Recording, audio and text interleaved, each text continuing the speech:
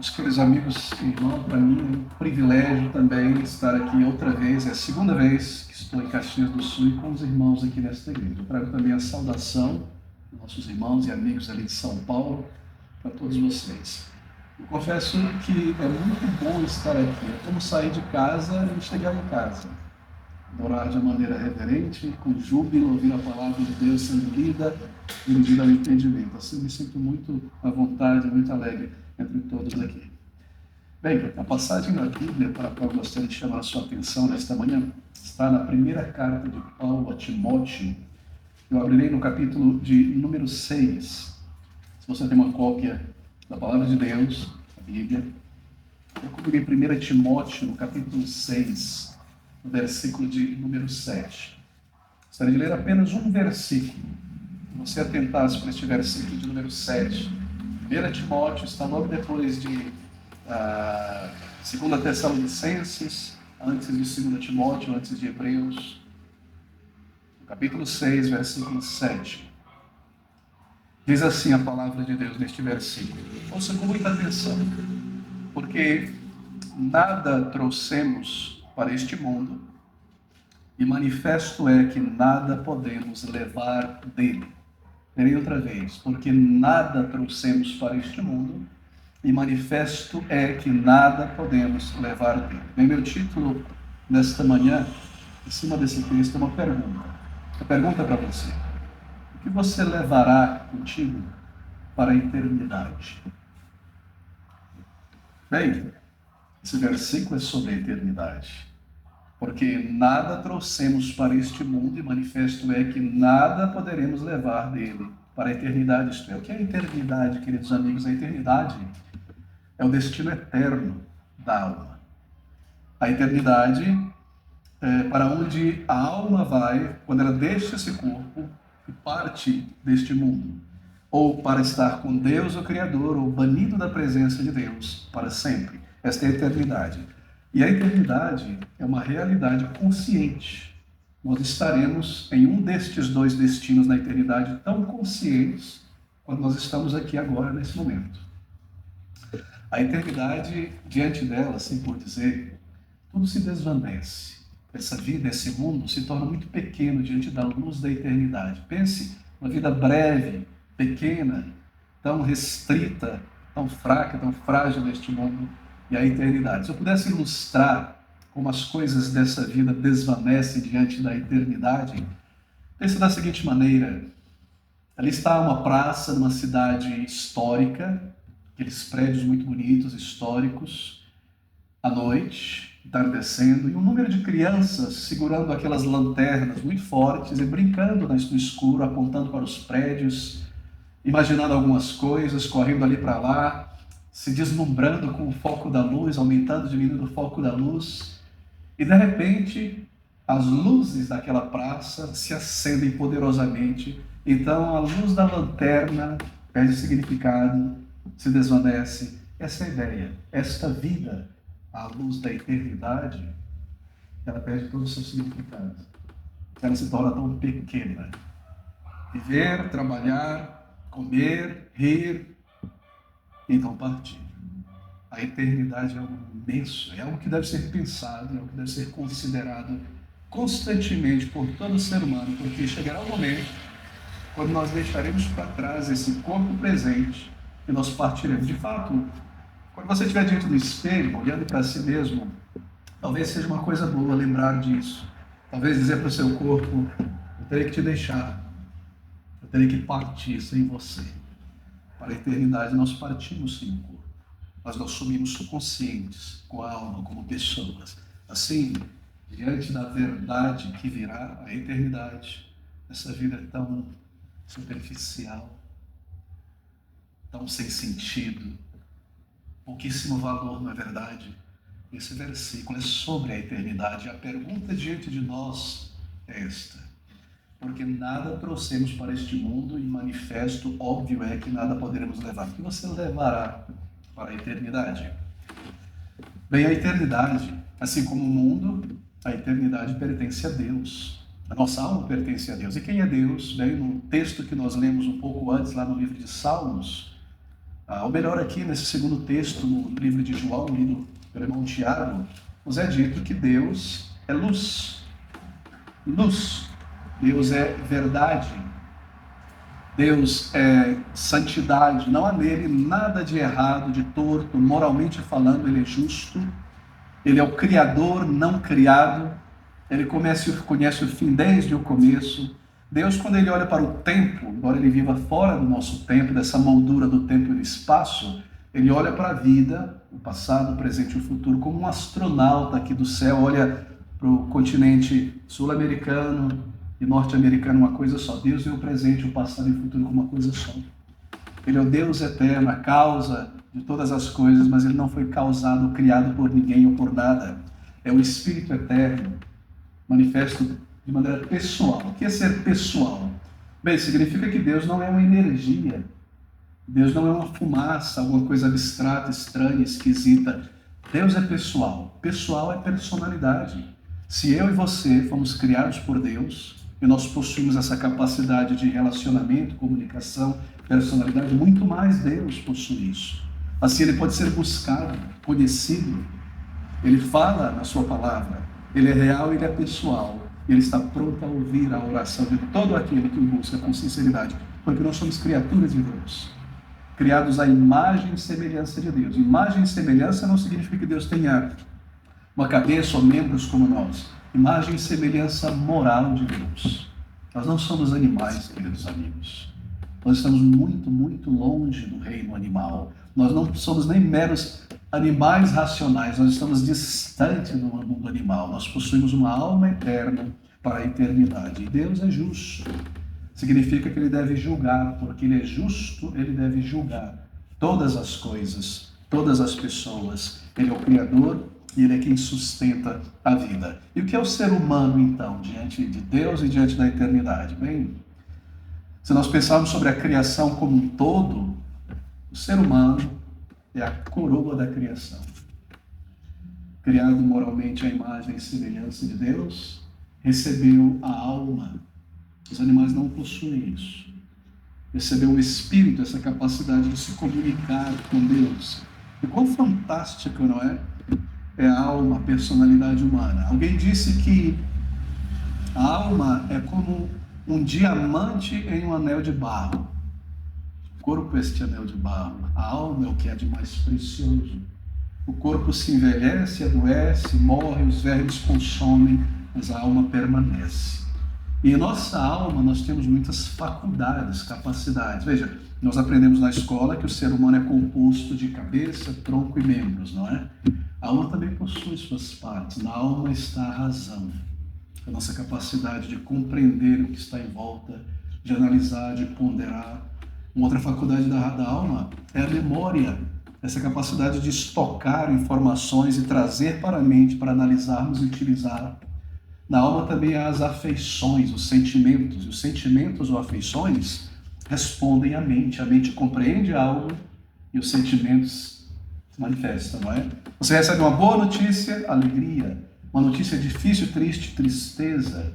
E na alma também, queridos amigos, há a consciência. E a consciência é uma faculdade muito importante, muito específica. A consciência no ser humano é como um procurador de justiça que trabalha para o governo. É como um inspetor. O que a consciência faz? É uma das provas que nós fomos criados por Deus, nós não somos meros animais. A consciência é essa faculdade que julga dentro de nós as nossas ações em relação ao nosso padrão moral, nos condenando ou nos absolvendo. É como se Deus tivesse colocado dentro de nós um inspetor, tomando nota da maneira como nós vivemos. E assim, você e eu sabemos quando nós erramos, falhamos, pecamos contra Deus, porque a consciência avisa. Assim, nós fomos criados por Deus e temos um senso da existência de Deus e não podemos fugir. Esse é o ser humano, a coroa da criação, mas também um pecador. Por quê? Porque um dia escolheu se rebelar do seu Deus, do seu Criador. Porque a cada dia, muitas vezes ao longo de um mesmo dia, Nós escolhemos pisar sobre a voz da consciência colocada por Deus em nós, que é a prova de que Ele nos vê e sabe o que nós fazemos, e seguir em frente ao nosso pecado, assim nós somos pecadores. O resultado do pecado é tudo que nós vemos em volta e dentro de nós. Toda a miséria,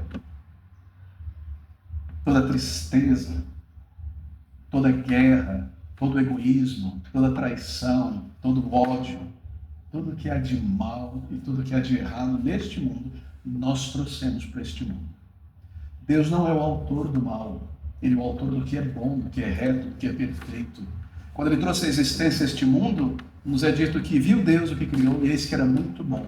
Nós criamos o mal quando nós quebramos a lei de Deus escrita em nossa consciência e seguimos em frente. Às vezes as pessoas dizem, eu não gosto da Bíblia, eu não gosto desses 10 mandamentos, eles são tão negativos, não faça, não toque, não faça, não toque, mas pense com calma.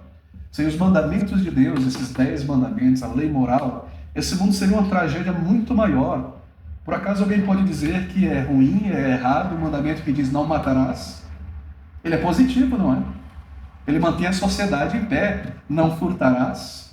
Assim, os mandamentos de Deus são para a manutenção da existência, mesmo em um mundo pecador como esse. E nós passamos por cima desses mandamentos, então nós criamos a tragédia, o adultério, o roubo, a mentira, o vazio existencial, o ódio, o sangue que se derrama. Nós somos os autores do mal.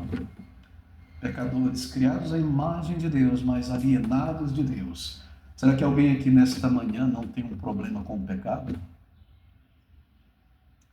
Assim somos nós, queridos amigos. E o resultado do pecado, diz a Bíblia, a palavra de Deus, é a morte eterna, é a eternidade banida da presença de Deus em julgamento. Bem, deixe-me voltar ao meu texto, eu não quero fugir dele. O apóstolo Paulo, que escreveu esse texto a um pastor chamado Timóteo, diz, porque nada trouxemos para este mundo, e manifesto é que nada podemos levar dele. Você percebeu? Esse versículo é sobre a eternidade. Esse versículo ele reverbera um outro texto lá no livro de Jó, no capítulo de número 1, no versículo 21, quando aquele personagem, aquele homem, Jó, ele declarou as seguintes palavras. Ouça o que Jó diz em Jó 1, 21. E disse Jó, nu saí do ventre de minha mãe, e nu tornarei para lá, o Senhor o deu e o Senhor o tomou. Bendito seja o nome do Senhor. É a mesma verdade, não é? E há um outro versículo também que reverbera esse mesmo sentimento e verdade no livro de Eclesiastes, no capítulo 5. É Salomão quem escreve aqui no versículo 15, ele declara o mesmo sentimento. Como saiu do ventre de sua mãe, assim nu tornará, indo-se como veio, e nada tomará do seu trabalho que possa levar na sua mão. E aqui Paulo dizendo a mesma coisa, porque nada trouxemos para este mundo, e manifesto é que nada podemos levar dele, nem nada. Há só uma entrada e uma saída na vida. A entrada é o nascimento, e a saída é a morte. Na saída, nada de material nós levamos conosco. A vida começa e termina sem nenhum bem material. E no final, todo de material que nós acumulamos, desde um selo, a um troféu, a um carro, uma moto, o que quer que seja, tudo fica para trás. Nós não levamos absolutamente nada. A morte, ela traz o colapso de todas as coisas. É o fim, na verdade, de todos os projetos. A morte nos rouba todas as esperanças. Ela toma, ela leva embora de repente, ela não permite que nada siga em frente com a gente para a eternidade. E a morte, ela coloca todas as pessoas no mesmo patamar material, sem nada. Não importa quem seja essa pessoa, nós partimos em absolutamente nada. E queridos amigos, a vida é tão curta, não é? O que são 80 anos, 90 anos diante da eternidade? E o que a morte faz? A morte limita muitas coisas nesta vida curta também. Com a morte, acaba o período probatório da vida. E a vida é um período probatório para buscar a Deus, ser perdoado e salvo e partir para a eternidade. A morte conclui esse período probatório.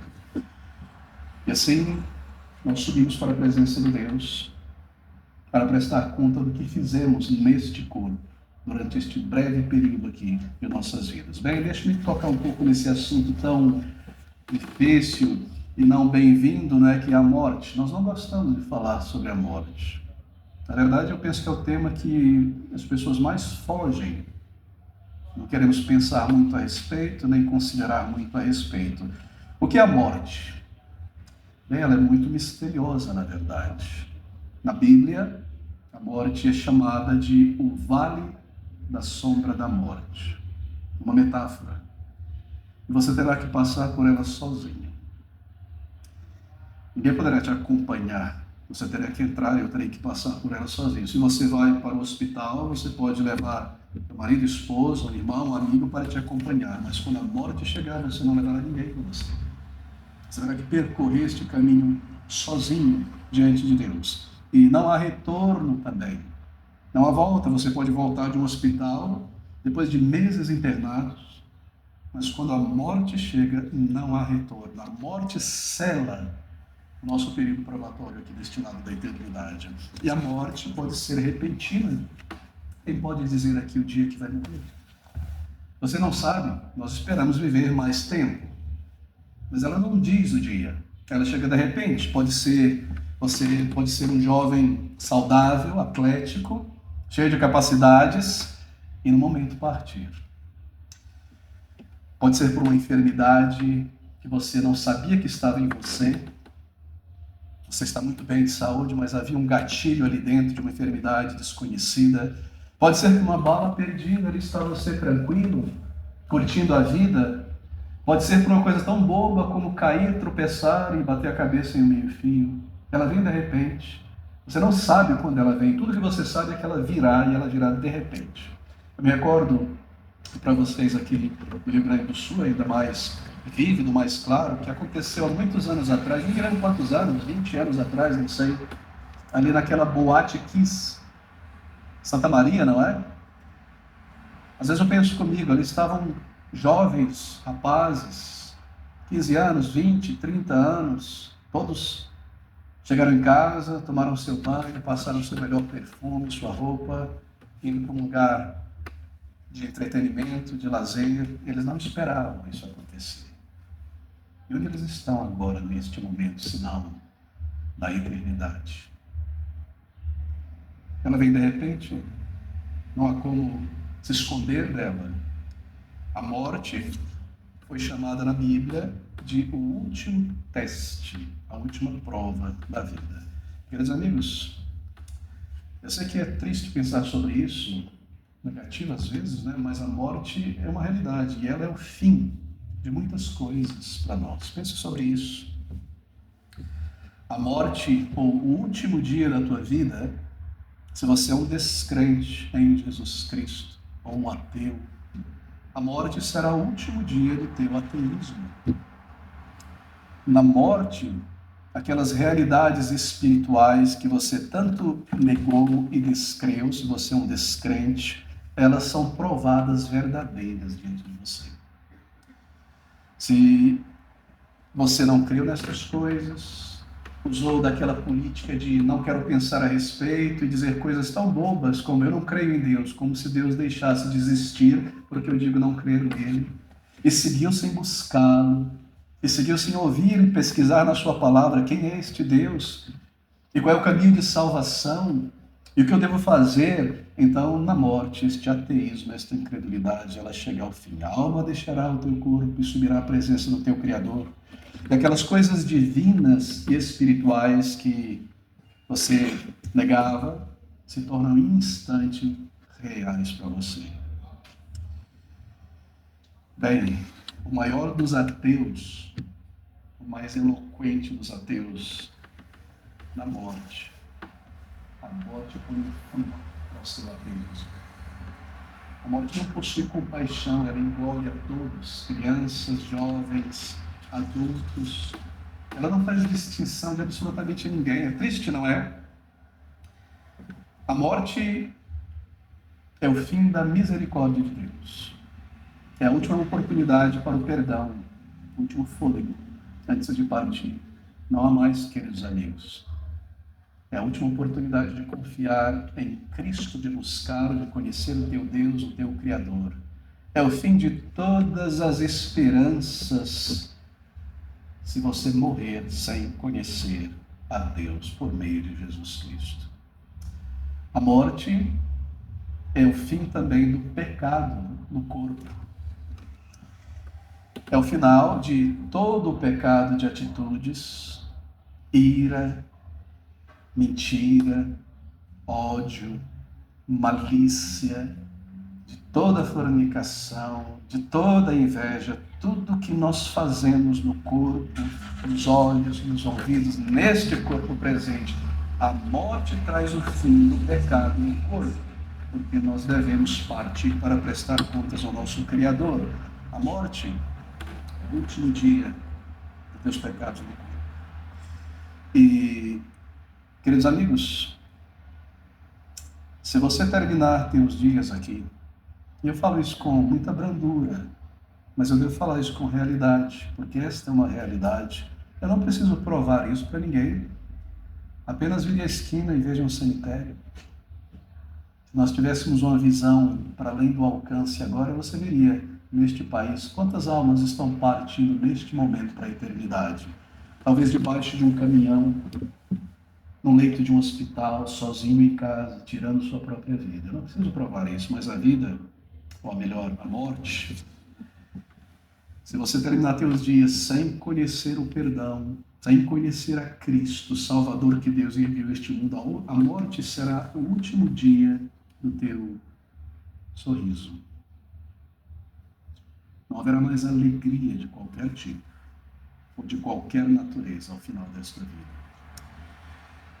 Nem prazer, se foi toda a beleza, toda a contemplação, todo o maravilhamento, tudo se vai no momento da morte. A morte também, aquele último dia, é o último dia da nossa trivialidade. Se nós somos pessoas triviais, superficiais, tudo que me importa é lazer. É a música, é o futebol, é dar gargalhada, é tirar sarro, é curtir. A morte traz um fim imediato a toda a trivialidade e superficialidade do ser humano. E a morte é o final do orgulho e da soberba. Eu quero isso, eu tenho isso, eu conquistei isso, meu time isso, eu já cheguei a isso, eu sou melhor do que isso. A morte traz um fim imediato a esta soberba. A morte traz um fim ao orgulho espiritual. Não me fale sobre Deus, eu não quero saber de Deus. Eu não quero saber da Bíblia, Criador. Eu quero curtir aqui agora. A morte traz um final imediato a essa soberba humana. A morte, ela não respeita absolutamente ninguém. Ninguém. Pessoas tão necessárias, importantes para a vida, parte, não é? O médico, uma enfermeira, alguém tão necessário, que faz coisas tão nobres, precisa partir também. Um bombeiro precisa partir. Um atleta, quanto tempo gasto para melhorar cada músculo do corpo e alcançar uma medida, um recorde melhor, eles devem partir também. A morte, queridos amigos, leva estrelas da música, estrelas do automobilismo, do futebol, imediatamente. Ela não poupa absolutamente ninguém. A morte é muito triste, realmente. Mas deixa eu te perguntar nessa manhã, quanto a isso? Uma pergunta séria, você deve fazer a si mesmo, não fuja dela. Como a morte, no último dia, te encontrará? Como será? Não estou perguntando, a minha pergunta não é como você morrerá, não, mas como a morte te encontrará, como você estará como pessoa naquele dia. Por acaso, o último dia da tua vida, se você puder estar ainda desperto, consciente, te encontrará em rejeição. Eu não preciso de Deus, eu não preciso de Jesus Cristo, eu não preciso de salvação. Como a morte te encontrará? Será que ela te encontrará em ira e ressentimento, uma pessoa ali irada, sabendo que a morte está próxima, frustrado, separado de teus sonhos, tudo ficou para trás, tudo que eu acumulei, tudo que eu plantei, tudo que eu devo partir agora. Como será este último dia? Como ela te encontrará? Acaso a morte te encontrará como um negacionista? Eu não sou um pecador, eu não tenho pecados, Deus vai me aceitar, eu não sou tão mal assim, mal é ele, é ela que fez isso comigo, e esse, eu não sou um pecador. A Bíblia diz que todos somos pecadores diante de Deus e carecemos desta salvação em Jesus Cristo. Como a morte te encontrará? Em temor? Em desesperança? Eu fui muito tocado quando um homem muito famoso faleceu alguns anos atrás. Você certamente conhece ele, o nome dele é norte-americano, Steve Jobs. Sabe quem é? Ele é o criador da Apple, não é? Grande empresário do computador Macintosh, do celular que talvez você tenha, do relógio. Um homem riquíssimo, riquíssimo. Grande capacidade, grande conhecimento, inovador. Não só na área de telecomunicações e coisas dessa natureza, mas em muitas outras áreas. E ele adquiriu um câncer, creio que foi câncer de pâncreas. E aquele homem, você encontra isso na internet, nas últimas entrevistas dele. Ele definhou, era um homem alto, forte. E a última gravação dele, ele andava com o pai ajudando, ele estava magro, esquelético, dentro de uma camisa preta, longa, assim, parecia um pijama. Ele disse o seguinte, em suas últimas palavras, gostaria que você atentasse para isso. Ele disse assim: no final das contas, a riqueza foi uma consequência natural do trabalho, das coisas terem dado certo.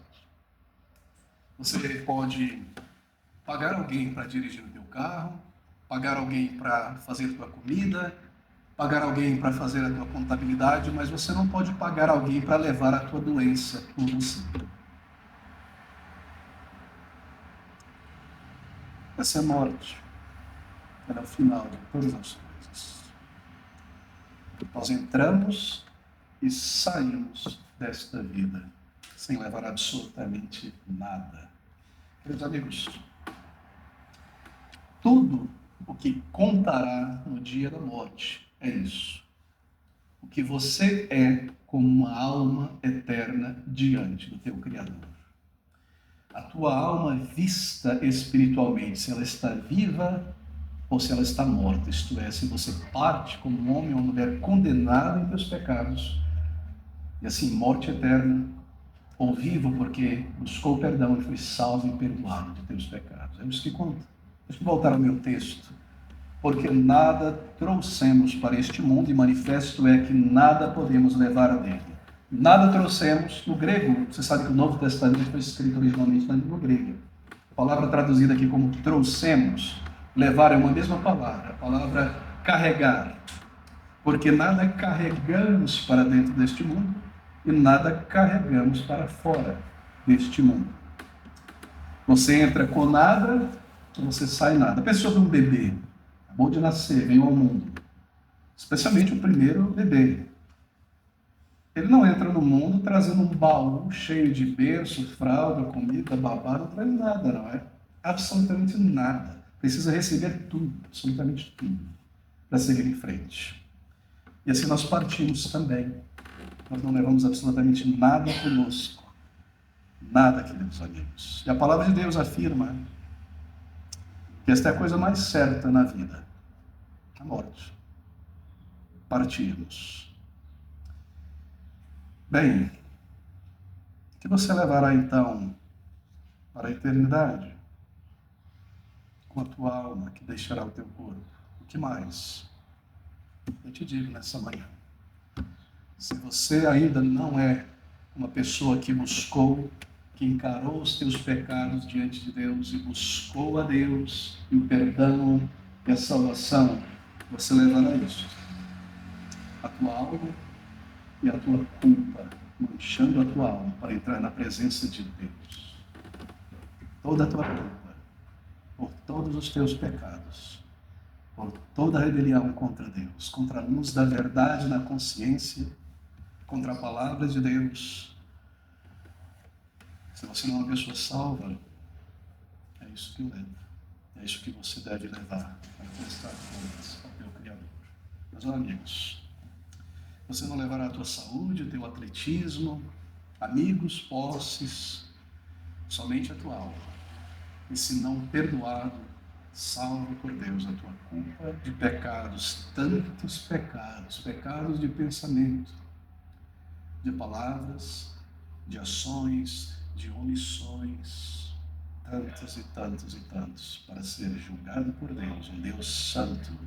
E aqui você se apresentará ao partir. A Bíblia diz, no livro de Hebreus, no capítulo 9, no versículo 27, a Bíblia declara estas palavras. Ouça com bastante calma. Hebreus 9, 27. Aos homens, ao ser humano, está ordenado por Deus morrerem uma vez, vindo depois disso o juízo. Se apresentará ao teu Criador. Não há volta. A Bíblia não fala sobre reencarnação, ela fala sobre ressurreição. Uma só vez. Então a presença de Deus para prestar contas a Ele. Bem, a palavra de Deus, queridos amigos, no Evangelho,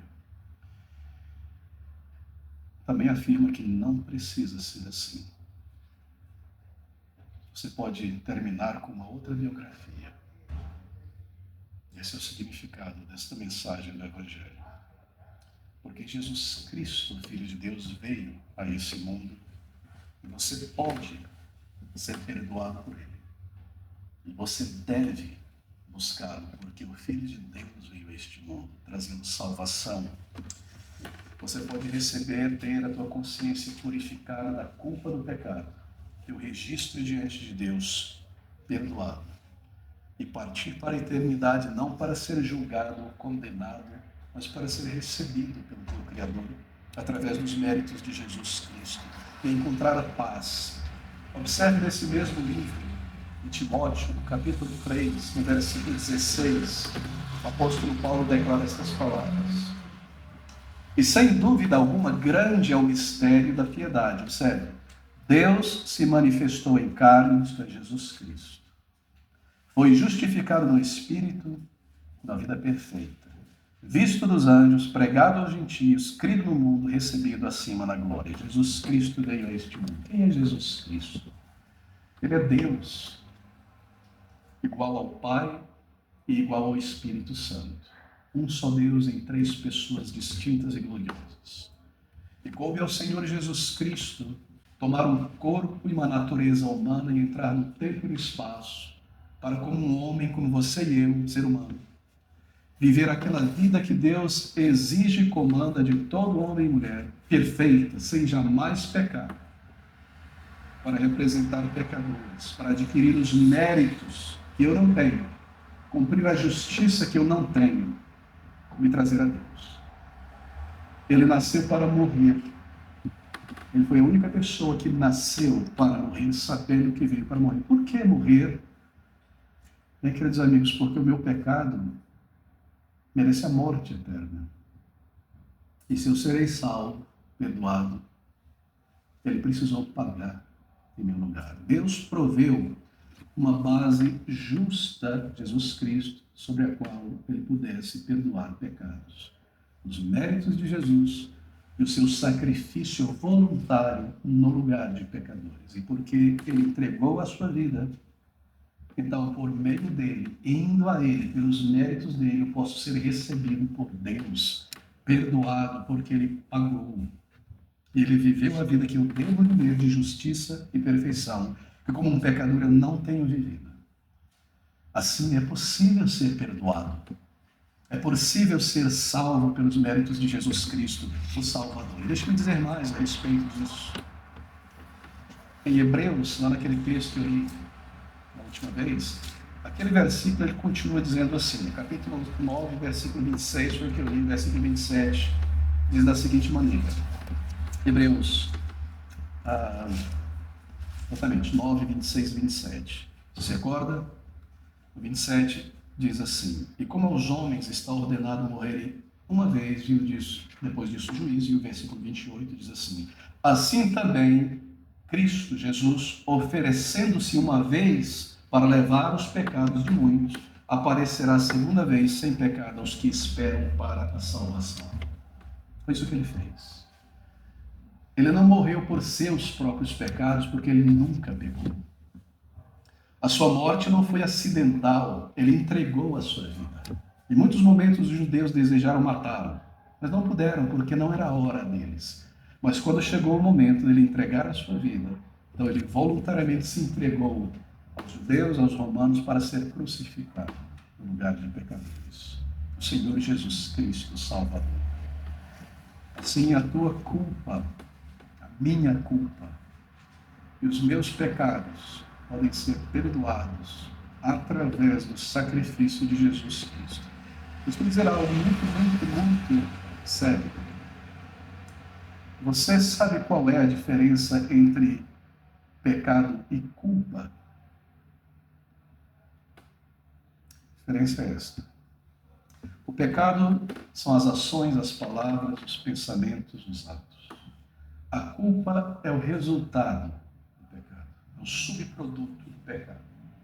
Se alguém comete um crime contra a lei desta cidade, qualquer que seja, e ele é pego pela polícia, ela é pega pela polícia, um boletim de ocorrência é registrado, não é verdade? Pense desta maneira: o pecado é o crime, a culpa é o boletim de ocorrência. O pecado ficou 10, 15, 20 anos para trás. Eu carrego a culpa comigo. E se essa culpa de pecados vem à tua mente, ao teu coração, significa que o teu pecado não foi perdoado para mim. Porque quando o crime é julgado e a pessoa é absolvida, o boletim de ocorrência é anulado. Quando o pecado é perdoado, a culpa é removida e no lugar da culpa vem paz. É por isso que o apóstolo Paulo diz em Romanos 5, justificados pelos méritos, pela fé em Jesus Cristo, temos o quê? Paz com Deus. Não mais culpa, não mais um senso, um temor de condenação, mas paz com Deus, a paz de Deus, a reconciliação com Deus por meio de Jesus Cristo, Salvador. Há alguém aqui que tem algum problema com a culpa por algum pecado? Então, essa é a prova. Você precisa ir ao Senhor Jesus Cristo e se partir com este pecado. E não são poucos, não é, queridos amigos? São bilhões que nós carregamos. Então nós teremos que sofrer a morte eterna. Pense dessa maneira. Quem faria isso? Deus tratou o seu próprio Filho Jesus Cristo como o pecado deve ser tratado. Você imagina que ele irá me poupar os meus pecados? Quando ele tratou o seu próprio Filho desta maneira. Você imagina que um pouco de religião, de boas obras, o que quer que seja, bons pensamentos eram suficientes para Deus? Quando ele tratou o seu próprio Filho, eu necessito desse Salvador, você necessita dele, você deve ir a ele. Nele está o perdão e a reconciliação com Deus, Jesus Cristo, o Filho de Deus. Oh, queridos amigos, como eu vou a Jesus Cristo, como eu vou a Deus, se ele é um ser pessoal, então eu vou pessoalmente, em oração. E eu reconheço diante dele, confessando a Deus os meus pecados. E crendo no Senhor Jesus Cristo, você diz a ele: Senhor, agora eu compreendo, eu sou um pecador por dentro, não só por fora.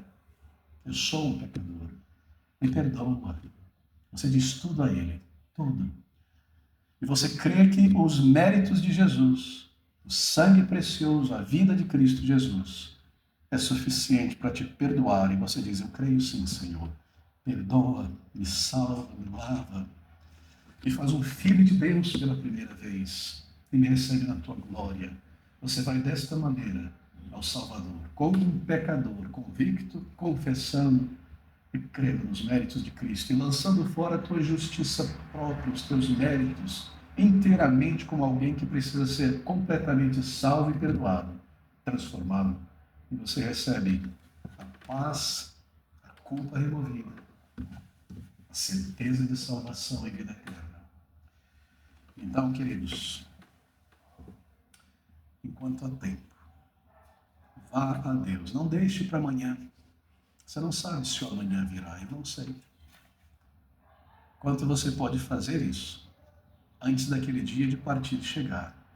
Garanta que você foi ao Senhor em verdadeiro arrependimento e fé. Se entregou a Ele e clamou por salvação, por misericórdia, por perdão. E se você concluir teus dias desta maneira, como um crente em Jesus, perdoado, redimido, um filho e uma filha de Deus, que diferença? Que diferença? Você levará 3 coisas. São metáforas. Você levará um certificado de perdão, perdoado, a certeza que Deus te dará que Ele te perdoa, eu quero dizer, em tua alma. E você levará também um outro certificado, assim por dizer, é claro, de adoção. Ele te fez um filho de Deus, uma filha de Deus, e você partirá não mais como um pecador para a condenação, mas como um filho, uma filha adotada em Cristo, para a vida eterna com o Senhor. E você levará algo mais, um diário, de todas as tuas experiências com Deus, de tantas respostas à oração, de tantas intervenções divinas, de muitas e muitas e muitas provas do amor de Deus por você, do perdão e da realidade que Ele te salvou. Você parte dessa maneira. Quão melhor partir assim. Que diferença não é que se juntar a milhares de outras pessoas que buscaram como pecadores o Salvador. Que diferença partir somente com a tua culpa e condenação? Que partir como um filho de verdade agora, perdoado, salvo e justificado. Será o dia mais feliz da tua vida, então, aquele último dia. E você, na verdade, olhará para aquele dia com certa antecipação, de deixar esta vida para trás e subir como filho de Deus para encontrar-se com o teu Senhor.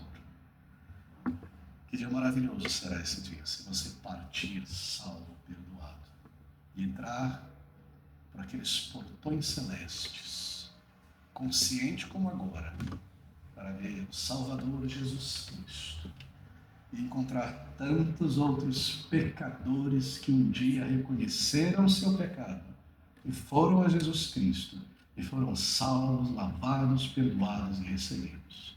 O céu é um lugar de pecadores perdoados nesta vida por Jesus Cristo.